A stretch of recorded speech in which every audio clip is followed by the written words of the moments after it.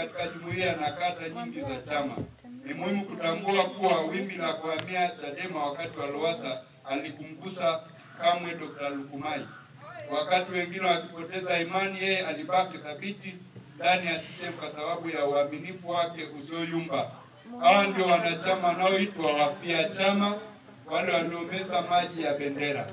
Mwaka 2020 alishiriki kura za maoni za CCM kuwania ubunge jimbo la Meru Magharibi na kushika nafasi ya pili, ingawa hakuteuliwa. Nafasi hiyo ilienda kwa mgombea wa sita, bado alibaki imara akiendelea kuamini chama bila kutetereka. Ni kiendelezo cha tofauti yake na wanachama wa sasa ambao mara nyingi hukimbia vyama vingine wakikosa uteuzi.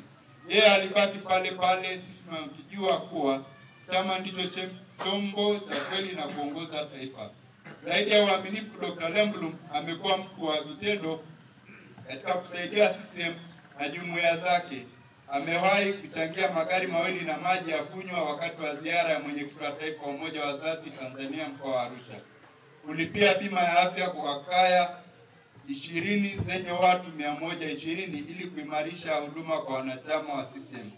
Kuchangia matofali 1000 kujenga ofisi ya kiti cha Olevolos. Mbona hampigi makofi? Kusaidia ukarabati wa barabara katika mji mdogo wa Ngaramtoni na kijiji cha Kivulula. Kuchangia chakula na vinywaji kwenye vikao na sherehe na ushindi wa viongozi wa mitaa na kata za CCM. Kufanikisha mafunzo ya itikadi CCM kwa vijana na vyuo vikuu kwa kutoa vifaa muhimu ikiwepo projekta iliyotumika kwenye semina iliyowezeshwa na viongozi wa chama taifa.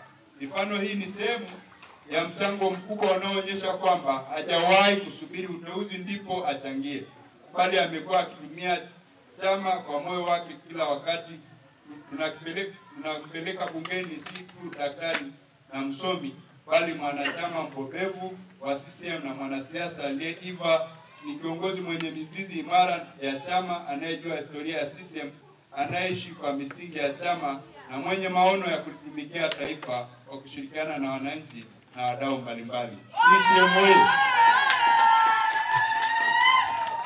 Asante Mheshimiwa Diwani kwa